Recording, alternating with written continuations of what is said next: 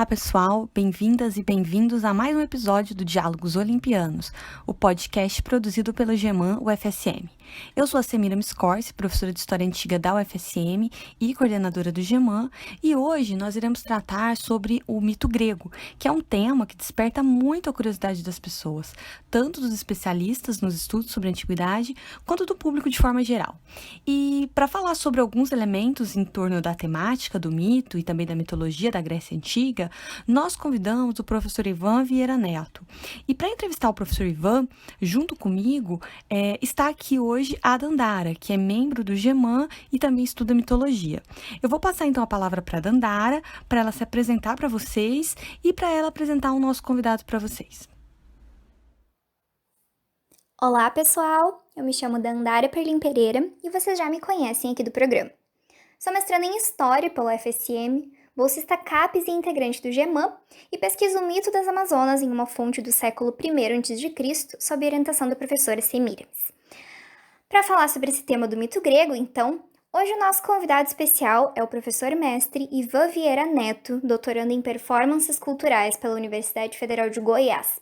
O professor Ivan é também mestre em História pela UFG e atualmente leciona na Pontifícia Universidade Católica de Goiás, a PUC, onde ele coordena o Grupo de Estudos do Mundo Antigo do curso de História, o GEMUNA. Olá, professor! Muito obrigada por ter aceitado o nosso convite para participar desse programa e debater um pouco conosco sobre mito grego. Olá, Dandara! Olá, professora Semiramis! Antes de tudo, eu quero parabenizá-las e ao GEMAN pela iniciativa e manutenção dos diálogos olimpianos. Imagino que não seja fácil manter a periodicidade do podcast, mas, sem dúvidas, esse é um excelente projeto de divulgação científica que se soma a outras importantes iniciativas nos campos da história antiga e dos estudos clássicos, né? E, portanto, marca aí uma importante posição dessas áreas no Brasil. Agradeço a vocês pelo convite e pela oportunidade de estar aqui com vocês e com os nossos ouvintes para falar sobre o mito, que é um objeto de investigação muito interessante, muito dinâmico, ao qual eu tenho dedicado as minhas reflexões, tanto na minha pesquisa doutoral, quanto nas atividades que desenvolvo com o GEMUNA, o Grupo de Estudos do Mundo Antigo, que eu coordeno aqui na PUC Goiás. Muito obrigada, professor. Nós que agradecemos teu aceite, ficamos muito felizes que tu esteja gostando do nosso podcast. Bom, encaminhando para a primeira pergunta. Ao longo da vida, ouvimos falar muito sobre mitologia grega e também sobre outras, como a egípcia, a nórdica, etc. E, pessoalmente, foi lendo livros e vendo filmes sobre essa temática desde a infância que eu acabei chegando no mito das Amazonas, que é o meu tema de pesquisa no mestrado. Mas antes de estudar o mito a partir de uma perspectiva teórica, costumamos pensar que mito é algo que ficou no passado, que ninguém mais acredita, que é sinônimo de uma história falsa, fantasiosa, que não existe. Professor, fale um pouco para os nossos e nossas ouvintes, então, o que são o mito e a mitologia grega. Bom, Dandara, eu acho que a gente começa pela pergunta mais difícil, né? O mito é um conceito que nos escapa. Podemos começar afirmando, talvez, o que não é mito. O mito não é uma mentira, o mito não é um relato enganoso sobre alguma coisa, e também não é uma definição por ausência de definição, digamos assim, né? Ele não é uma explicação pré-científica do mundo, porque o mito não ocorre exatamente antes, né, desses saberes específicos como a filosofia e a ciência. O mito também não concorre com as explicações filosóficas e científicas. Ele tem a sua própria vida, né? Para usarmos um termo em grego, ele tem a sua própria dynamis. Devemos lembrar também que o mito não é encarnável, né? Ele, por exemplo, não se manifesta numa pessoa. E, aliás, quando usado nesse sentido, a gente sabe que se trata de uma falácia ou de uma mentira, justamente porque o mito não pode ser personalizado, né?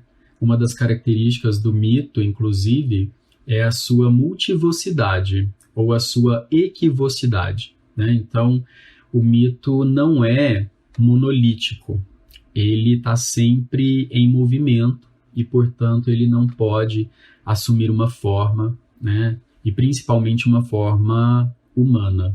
Isso aí nós podemos descartar, né? E já que a gente fez alguns descartes, eu preciso tentar definir um pouquinho, né, o que é mito. Vou tentar fazer isso ao longo dessa nossa conversa. Como a minha pesquisa doutoral é dirigida pela professora Nádia Maria Weber Santos, que é uma historiadora e psiquiatra junguiana aí do Rio Grande do Sul, né, com residência em Porto Alegre, eu posso dizer que o mito juntamente com os sonhos, né, os devaneios artísticos, ele é um canal privilegiado de expressão dos símbolos universais, do inconsciente coletivo e de manifestação dos arquétipos, né, pensando numa perspectiva junguiana. Para não termos de nos aprofundar, eu vou dizer que os arquétipos são as imagens que nós herdamos dos nossos ancestrais, né, desde a aurora dos tempos, e que constituíram a contraparte psíquica dos instintos. É basicamente essa a noção mais geral que o Jung nos oferece sobre os arquétipos, né? E uma vez que nós somos a única espécie que se comunica por intermédio de imagens subjetivas, e toda a nossa comunicação ela tem uma característica imagética, né? Nós também somos a única que desenvolveu um arcabouço psicológico reunindo tais imagens, né? E a função desse arcabouço é justamente orientar as nossas relações, seja com outros seres humanos, que fazem parte do nosso desenvolvimento psicossocial, né? Ou seja também com o mundo à nossa volta, né? Tanto o espaço urbano, o espaço da sociedade, mas também um espaço mais extenso, que é o espaço da própria natureza, né? Então, o mito ele fala com esses arquétipos, com essas imagens, ele traz para nós essas imagens. Professor, tu poderia nos falar mais sobre essa relação entre imagem e mito para a gente, por favor? Bom, a teoria de Carl Gustav Jung, né, apesar de pouco explorada nas ciências humanas aqui no Brasil, é uma teoria bastante interessante e muito bem elaborada sobre como a humanidade se comunica por essas imagens e símbolos que emergem do que ele chama de inconsciente coletivo. Toda a relação humana com o mundo exterior nessa perspectiva, orientada por um conjunto de imagens que os junguianos chamam de arquétipos.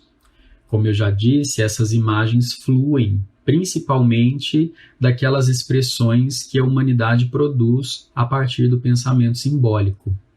Os mitos, as artes, os sonhos, né?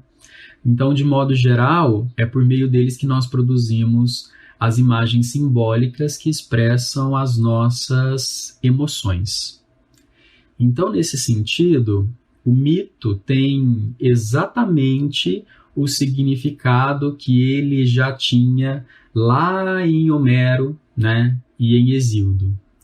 Mythos, em grego, quer dizer justamente relato ou narrativa. É isso que o mito é. Ele é uma boa narrativa, né?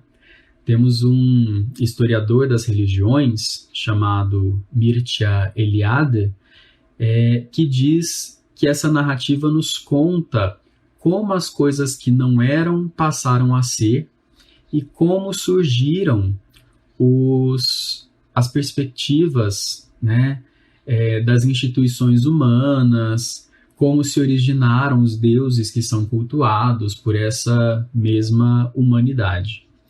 Essa, então, é uma possibilidade de definição do mito, né? Mas eu não diria que ela é a mais completa. Um outro autor, um antropólogo, Claude Lévi-Strauss, sugeriu que essas narrativas compreendem algumas unidades, e ele chamou essas unidades de mitemas. E nós realmente podemos compreender o mito como um pequeno, ou nem tão pequeno assim, conjunto de apropriações e ou recriações de um mitema. Então, nós podemos pensar o mito como objeto da história, né? Pois o mito não é, como sugerido pelo Mircea Eliade e por outros autores, ele não é ahistórico, né? Cada autor e cada época que recontam os mitemas, né, nos apresentam esses mitemas, nos reapresentam essa narrativa a partir de um prisma novo e de um prisma muito específico. Para finalizar, então, essa primeira resposta, né, eu quero explicar a relação entre mito e mitologia. Quando nós pensamos no conjunto de mitemas pertencentes a um determinado mito, nós estamos falando exatamente de mito, né? Então, por exemplo, o mito de Deméter e Perséfone, né?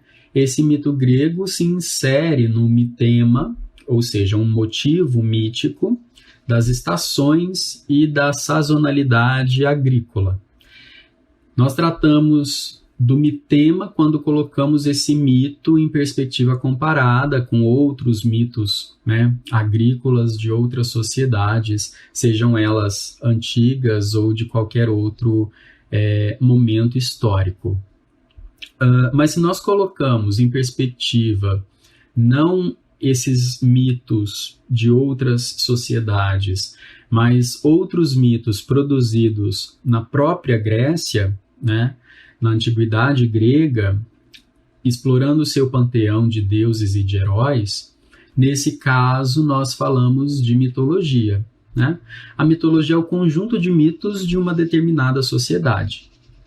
Por isso, geralmente, nós nos referimos à mitologia grega, né? Como você disse, à mitologia celta, à mitologia egípcia, à mitologia nórdica, né?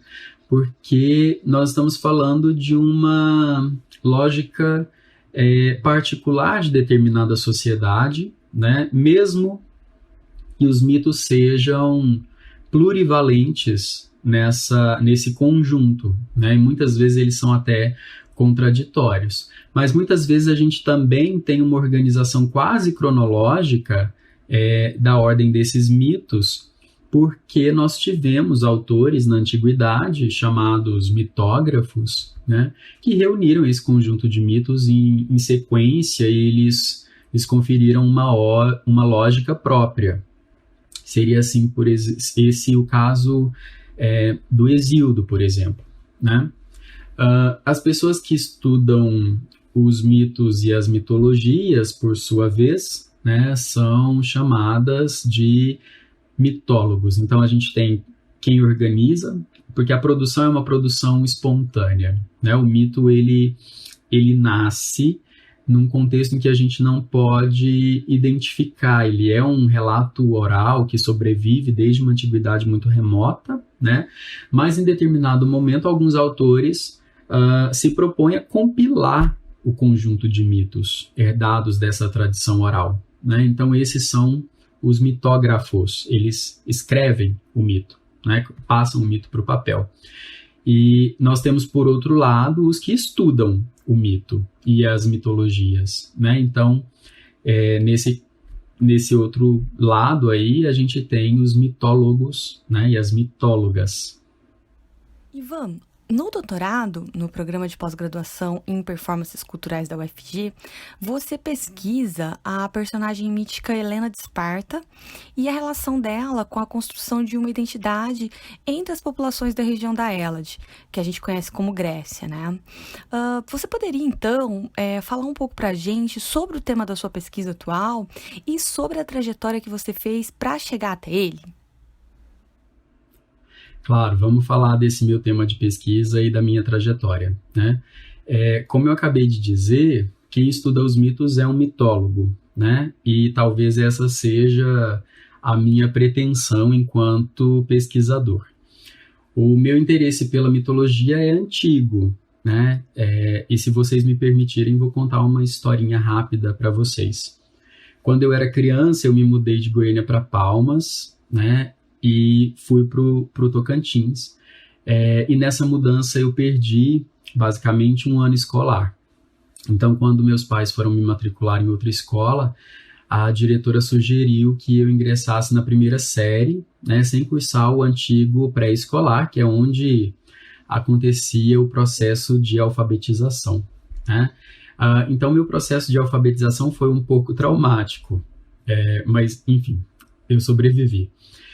Então, quando eu descobri que eu era capaz de ler, né, que eu dominava essa habilidade, né, eu comecei a procurar livros em casa. Minha mãe tinha uma pequena biblioteca, né, com vários volumes da coleção Vagalume, e eu encontrei uma obra, né, que me agradou sobremaneira, assim.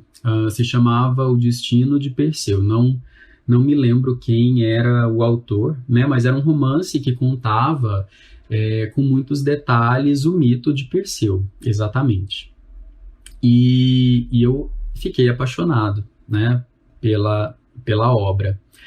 Quando nós voltamos para Goiânia e passamos um tempo na casa dos meus avós, eu comecei a descobrir outras obras, né, e dar uma lida em tudo que eu achava que trouxesse um pouco de informações sobre a Grécia e principalmente sobre mitologia grega, né? Mas esse interesse ele ficou muito mais específico quando eu estava na quinta série e tendo aulas de história com conteúdo de história antiga, né?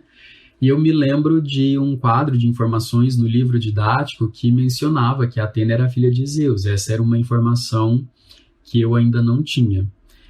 Só que o livro não explicava como, né? Como um deus tinha filhos, né?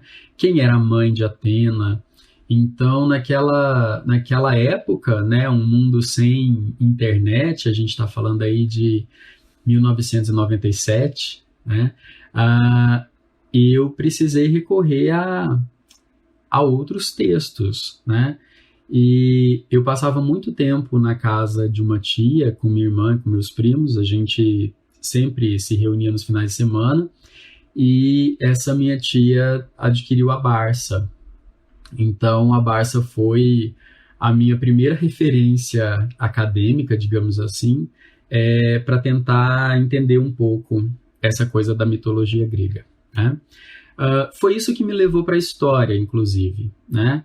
E quando eu cheguei no curso de História na UFG, né, quem me orientou ao longo das minhas leituras, né, na graduação e depois também no mestrado foi a professora Ana Teresa Marques Gonçalves.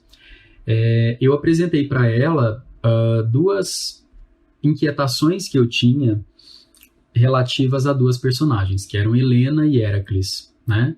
Mas no decorrer da orientação, do processo de orientação, eu acabei optando pelo Jâmblico, justamente depois que a professora Ana Teresa me emprestou um volume recém-adquirido, né, da obra De Mysteris Aegyptiorum, né, ou Sobre os Mistérios Egípcios, do Jâmblico, publicada pela Gredos.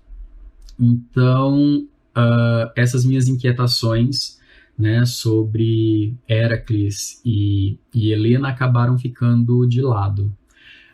Quando eu já estava efetivado na PUC e comecei, né, as reuniões do Gemuna, foi o Gemuna se constitui num processo aí que vai de 2012 a 2014, né? E ele se consolida, inclusive, com esse nome de Grupo de Estudos do Mundo Antigo, em 2015.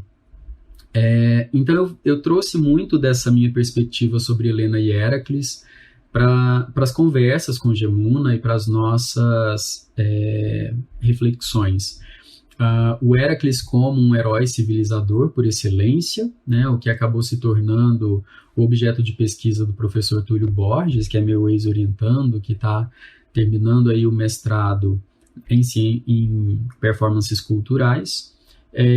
E, por outro lado, também Helena, né, como uma personagem que, por sua própria existência, sua própria presença, né, trazia um ideal de pertencimento para os gregos e instituía uma certa coesão social, né, a partir do juramento feito pelos seus pretendentes, né, que em último caso, lá em Esparta ainda, né, quando Tíndaro está tentando coordenar a coisa de todos os príncipes gregos querendo a mão de Helena, e em último caso é justamente esse juramento que coloca os príncipes gregos em marcha contra Ilion, né, contra a Troade. Então, quando o professor Eduardo Reinato, que é um colega aqui da PUC Goiás, me convidou para fazer o doutorado em performances culturais, né, que é um campo interdisciplinar, eu percebi que ali eu teria a oportunidade de me dedicar a uma exploração desse mito em diferentes espaços e tempos, em diferentes obras e autores, né, visitando todo mundo que se dedicou a construir esse retrato de Helena. E pensei que nesse campo interdisciplinar talvez eu tivesse um pouco mais de liberdade em relação à construção desse objeto e ao desenvolvimento dessa pesquisa do que eu teria, por exemplo, na área de história, né, onde a gente pensa os contextos, né, os recortes espaciais e temporais de uma maneira mais específica. E eu tive a felicidade, né, de encontrar nesse programa, que é o programa de pós-graduação em performances culturais da UFG, a professora Nádia Weber, que eu já mencionei, e ela é uma psiquiatra junguiana, né, terapeuta junguiana há muito tempo, e também historiadora, né? Então, foi um momento, assim, quando ela foi integrada ao programa, eu percebi que a gente poderia construir algumas coisas juntos, né? E que eu poderia integrar aí as teorias do Jung dentro da tese. A gente tem, né, no último capítulo da tese, a expectativa de trabalhar com esses conceitos e com Helena, né, mas eu prefiro não dar spoilers sobre a tese.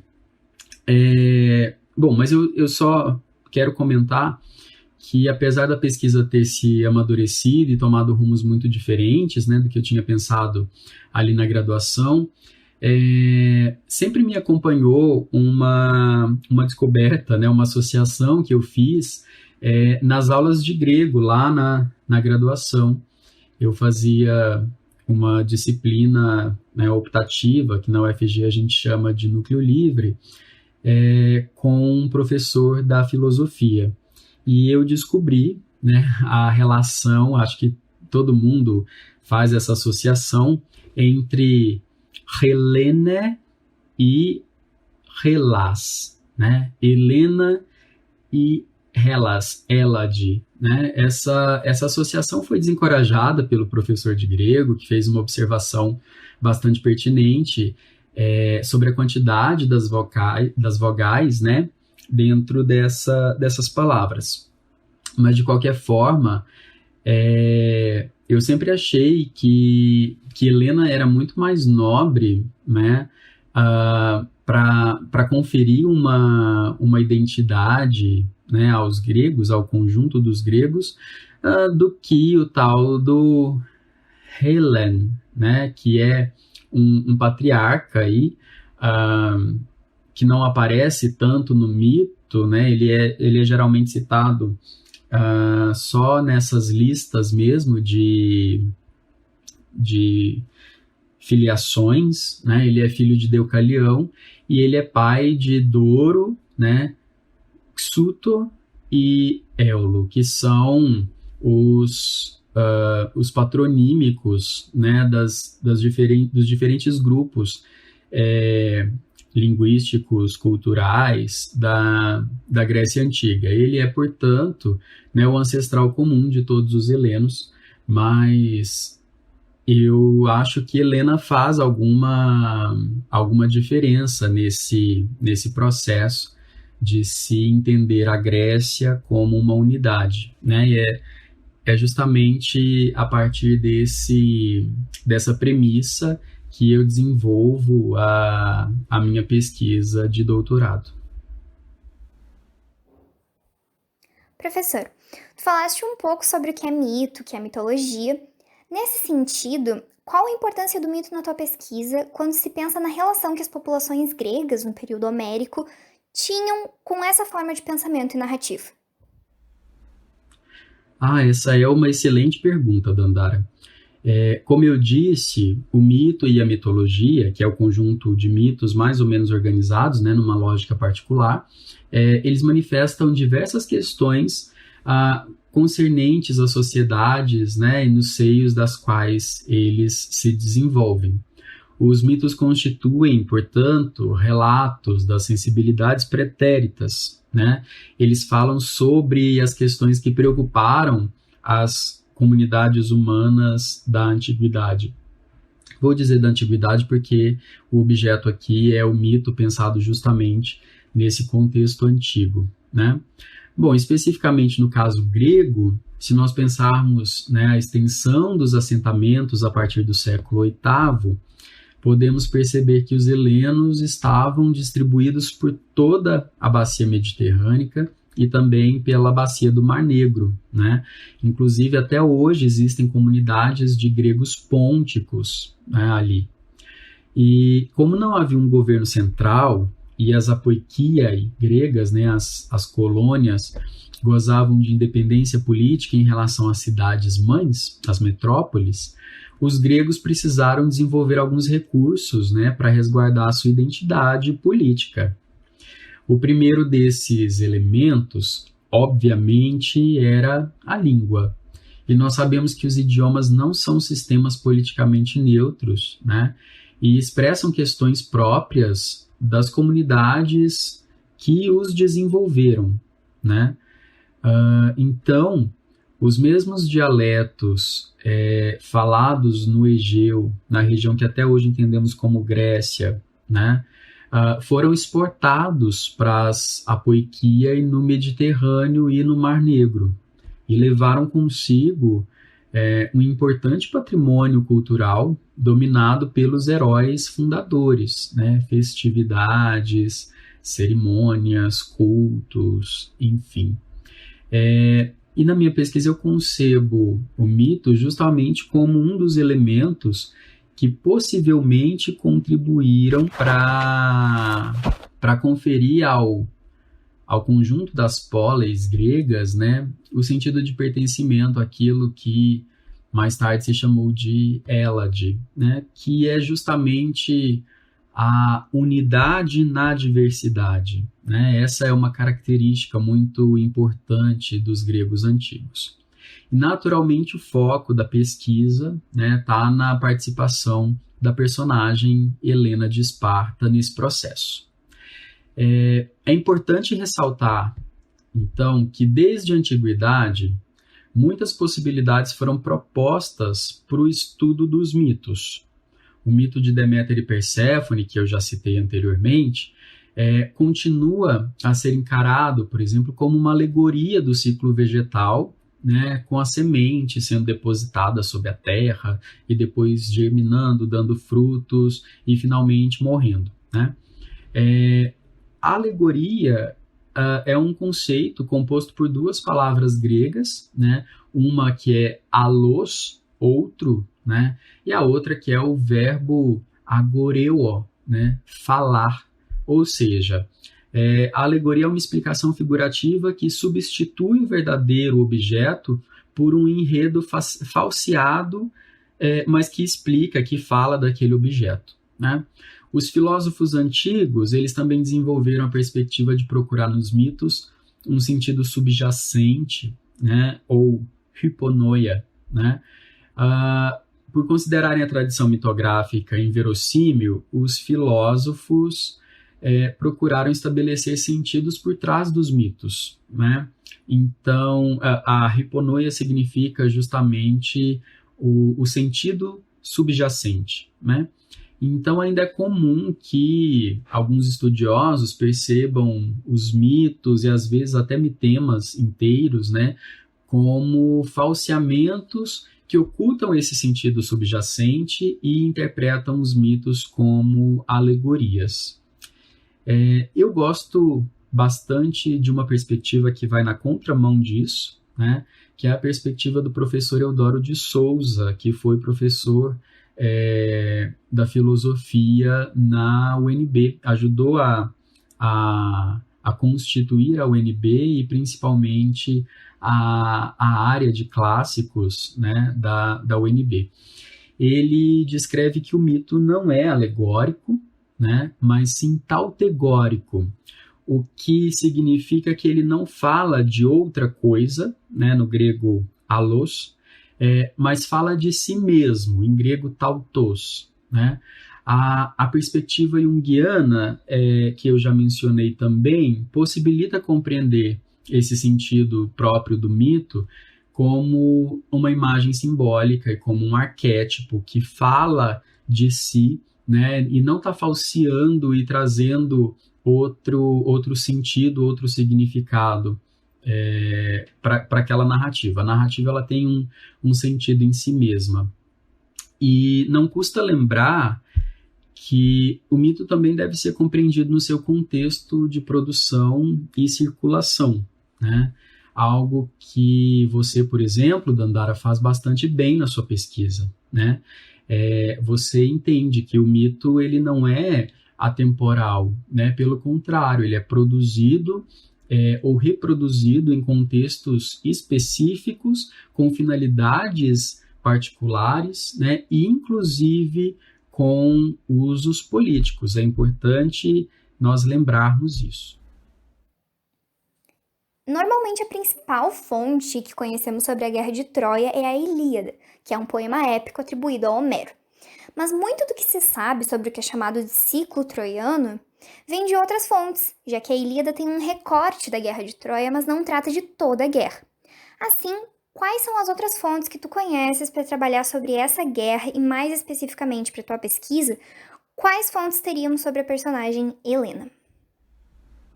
Bom, sobre a Guerra de Troia e o ciclo épico, a Ilíada descreve um pequeno recorte, né, de um conjunto muito maior de textos, dentre os quais o único outro sobrevivente é um poema também atribuído a Homero, né, chamado Odisseia. Por intermédio de citações e de sinopses apresentadas em fontes posteriores, nós sabemos quais eram as outras obras que compunham o ciclo épico de Troia, mas infelizmente essas obras se perderam.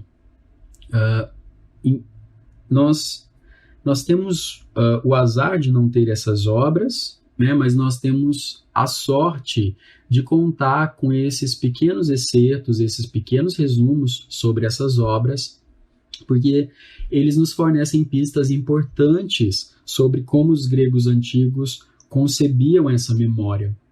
E a gente deve lembrar que para eles é uma memória histórica, né? Então a gente tem um conjunto muito grande de obras dedicados, né, à Guerra de Troia e aos triunfos e reveses sofridos pelos gregos nesse momento, né? Mas infelizmente essas obras, na sua maioria, se perderam. E desse conjunto, né, Helena é uma das personagens mais cativantes e também uma das personagens mais expressivas nessas histórias. Ela é retomada por muitos desses poemas épicos, né? Ela também é retomada por Heródoto, né? A gente tem que lembrar que ela aparece tanto na Ilíada quanto na Odisseia, né? Ela também vai ser recorrente nas obras dos tragediógrafos, especialmente em As Troianas e Helena de Eurípides, né? Ela é tratada na trilogia de Ésquilo, né? A Oresteia, e ela também vai aparecer em obras elogiosas, apologéticas, né? Que são os encômios a Helena dos sofistas Górgias e Isócrates, né? E ela também vai ser citada, lembrando, né, as principais obras, por Pausânias, nas suas descrições da Grécia, né? E algumas fontes mais tardias, mas nem por isso menos importantes, também oferecem luz, né, sobre episódios que não foram descritos na Ilíada e nem na Odisseia, e que se perderam também nessas sinopses que a gente conhece. Então, nesse sentido, nós temos detalhes importantes na Eneida de Virgílio, né? Nas obras de Ovídio, temos as cartas das heroínas de Ovídio, né? E temos também a biblioteca do Pseudo-Apolodoro, que vai tratar muito bem sobre o ciclo épico como um todo, a partir das fontes que chegaram, né, a esse autor, o Pseudo-Apolodoro. Então a gente tem Helena aparecendo numa infinidade de fontes, né? Uma dessas fontes é a Ilíada. Mas para ser bem honesto, né, a Helena povoa uma infinidade de textos. Então ela está na Ilíada, na Odisseia, ela aparece tanto na Teogonia quanto nas Euhai, né? Naquele catálogo das mulheres do Hesíodo, e ela continua aparecendo também, né, em poetas posteriores. Ela vai configurar na lírica, né, principalmente em alguns poemas de Safo, o fragmento 16, né, mais especificamente. Enfim, ela vai sendo retomada sempre, porque ela é uma personagem com essa presença, né, com essa importância para o imaginário grego antigo. E mesmo que as obras sejam tardias, né, nós temos aí contextos e autores diferentes, mas também são obras importantes para nós pensarmos a recepção ao mito, né? A quantidade de menções a Helena significa que esse mito foi muito importante. Nós sabemos que Helena foi cultuada como deusa em Esparta. Ela tinha inclusive um complexo, né, templário, que é o Menelaion, né, juntamente com Menelau. Ela pode ser também uma divindade mais antiga, associada à terra, né, e à vegetação.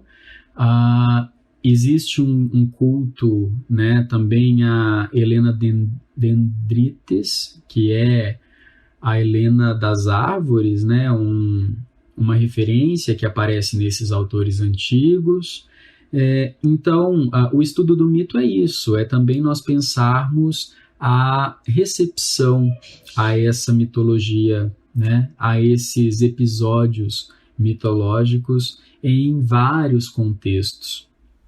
Por fim, Ivan, quais conselhos, sugestões e também orientações você poderia dar para um aluno ou uma aluna de graduação que pretende começar a estudar mitologia ou então estudar períodos mais recuados da história grega, porque é muito comum que haja um foco maior em Atenas, né, na Atenas clássica, por exemplo. O que é preciso para se aprofundar em estudos que envolvem mito e identidade, ou mito e gênero, enfim, esses diversos aspectos do mito, tanto a nível de trabalho de conclusão de graduação, como para os formandos e para as formandas que pretendem cursar um mestrado nesse tema da história da Grécia Antiga? Bom, Semiramis, eu acho que depende bastante, né, a partir de qual lugar, qual instituição, qual curso e quem vai ser possivelmente o orientador, né, para que os estudantes possam pensar esse estudo, né, do mito. Eu sei que nós temos colegas que acham uma besteira, né, estudar mitologia, mas eu já falei, por exemplo, que o mito tem usos políticos, né? Por exemplo, os usos políticos da figura de Hércules por Cômodo, né? Que o Pedro Vieira Marques já explicou belíssimamente aqui nos Diálogos Olimpianos.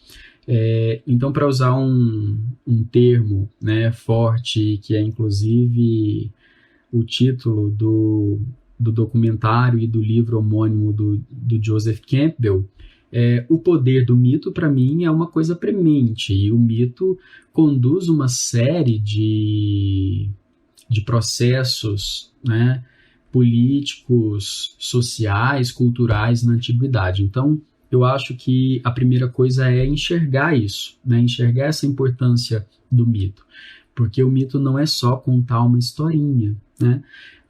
Então, meu conselho seria, antes de mais nada, aprofundar em leituras, né, que normalmente, nos cursos de história, principalmente, não são leituras que conferem muito com aquelas que foram indicadas ao longo do curso. Quem quer estudar mito precisa fazer um pouquinho de esforço, né, para pegar algumas informações fora da curva, como se diz. Então, a primeira coisa, né, é entender que esse objeto é interdisciplinar, né, afinal, apesar de não existir formalmente essa área no Brasil, nós estamos falando de estudos clássicos, então história antiga, filosofia antiga, letras clássicas, né? E, portanto, é preciso abordar esse objeto também a partir de uma perspectiva interdisciplinar.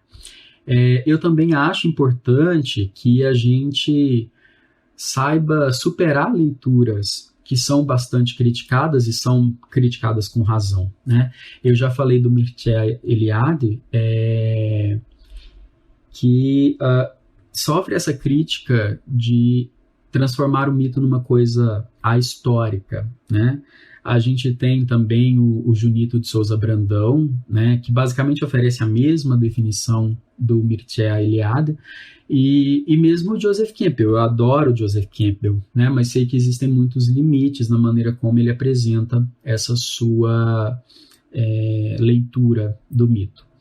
Então, sem dúvidas, esses autores devem ser conhecidos, né, mas também é preciso que avancemos em outras referências, né, como o próprio Carl Jung, como o Ernest Cassirer, como o Ruthven, né, e eu também recomendo a leitura de alguns franceses, né, como o Luc Ferry, que é autor daquela obra Aprendendo a Viver, que virou um best-seller e tal, mas que ele fala, né, dos mitos gregos e tenta trazer para uma perspectiva mais moderna, mais atual. E nós temos também o Luc Brisson, que é um autor do campo da filosofia, e que, inclusive, né, a sua introdução à filosofia do mito conta com uma excelente tradução ao português, produzida pelo professor José Carlos Baracá Júnior, né, da URGS, do Departamento de Grego da URGS. E para quem se interessa, né, pela poesia grega pré-homérica, pós-homérica, né? Eu também acho que vale a pena conferir o trabalho do Gregory Nadi, que é um dos professores de estudos clássicos em Harvard. Eu já mencionei o brasileiro Eudoro de Souza, né, cujas obras exploram magistralmente aquele caráter tautegórico do mito, né? Ele tem também alguma fala falando sobre alguma apresentação, né, que está reproduzida nos livros, falando sobre a relação entre mito e história. E eu também, por fim, indico o professor de estudos clássicos português, Victor Jabouille, né, que tem obras também muito interessantes, apesar dessas serem mais difíceis de se encontrar, mas ele tem umas obras muito interessantes para falar também de mito, né? Eu acho que dar uma pesquisada pelo cenário nacional ou pelo cenário luso brasileiro vale a pena, tem muita gente produzindo coisas bacanas sobre mito, né? E eu acho que é isso, né? A gente precisa navegar por esses e por muitos outros autores para encontrar uma perspectiva mais particular sobre os mitos, né? E delinear como nós pretendemos abordar os mitos nós mesmos, né? Por fim, eu quero agradecer mais uma vez pela oportunidade desse espaço, né? Incentivar os nossos ouvintes a pensarem um pouco sobre o mito, né?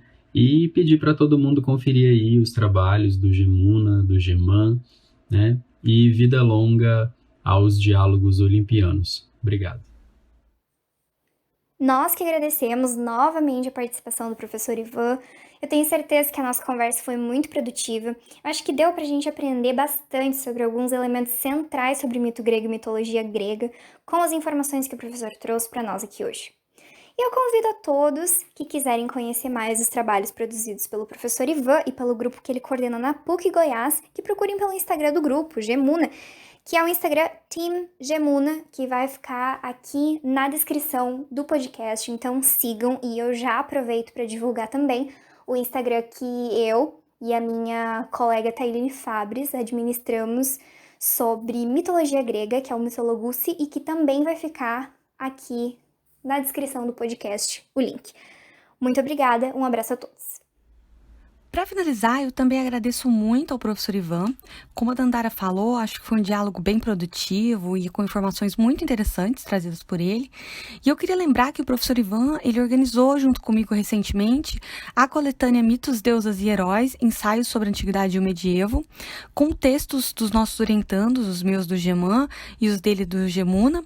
E para quem se interessar, então, em ler esse livro, né, essa coletânea de capítulos dos nossos orientandos, Mitos, Deusas e Heróis, a coletânea ela foi disponibilizada gratuitamente em PDF nas páginas do academia.edu do Geman e do Gemuna. Então é só procurar aí no Google ou entrar diretamente na página do academia.edu e procurar pelo Geman ou pelo Gemuna, que vocês encontram lá o livro Mitos, Deusas e Heróis, disponibilizado gratuitamente. Eu agradeço também todas e todos que nos ouviram até aqui. Agradeço ainda ao meu amigo Danilo Roxette, que tem ajudado nas edições dos áudios. E lembro aos ouvintes e às ouvintes que continuem ligados nos próximos episódios do Diálogos Olimpianos e que sigam o Geman UFSM no Instagram. A nossa conta é Geman UFSM. No Twitter, a gente tem conta também, no Facebook, porque é nessas redes sociais que a gente tem divulgado os episódios, além de outros temas relacionados à antiguidade. E não deixem também de seguir o nosso podcast no Spotify ou nos diversos sites, nos diversos agregadores de podcast que o Diálogos Olimpianos está disponibilizado, como o Anchor, o Castbox, enfim, tem vários aí agregadores, né, de podcast que o Diálogos Olimpianos está disponível, tá? E, então, até mais!